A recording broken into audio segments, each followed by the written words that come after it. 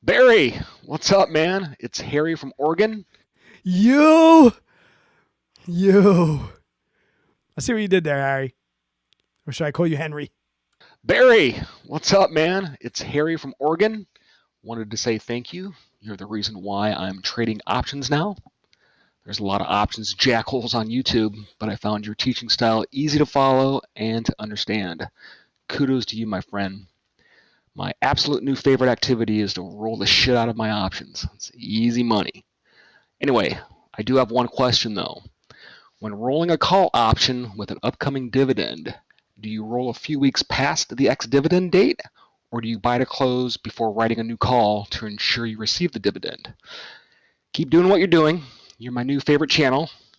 And F that JJ guy and his rental property sewer problems.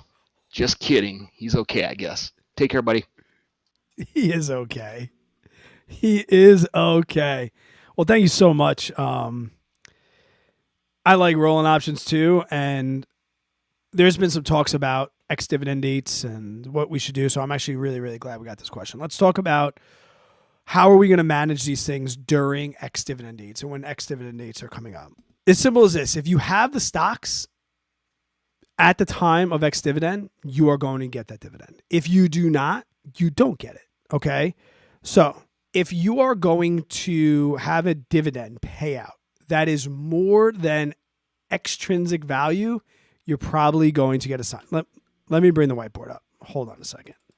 Because that's really the only time you really need to worry about it. So let's think about this. You only have to worry about ex dividends if there is an intrinsic value thing. So let me give you an example. So let's say you bought, okay, the premium is like 95 cents. Okay? We really know that that's going to be $95. Now, this is broken into intrinsic value and it's broken into extrinsic value. This right here is what you need to worry about when it comes to ex dividend dates. Okay? If this right here is going to be greater than the dividend, you don't really need to worry about getting assigned because we know when you exercise an option early, you burn extrinsic value. Now, how do we calculate this? How can we do it quickly? It's not that hard, okay? Let's say the share price is like $33.20. And the strike price is The strike price is $32.50. To calculate intrinsic value, it's very, very simple. It's just going to be the difference of those two, right? So that's 70 cents. This right here, intrinsic value, is just the difference between the share price and the strike price. Everything else is extrinsic value, which is built upon, the time to decay, all right, and implied volatility, the two of those things working together. So if I look, I have $95 of value, but 70 of it is intrinsic value. That means I have 25 cents per share that is in extrinsic value. So what that means is if the ex-dividend date's coming up, right? So you have yourself a call. You have sold a call and the dividend upcoming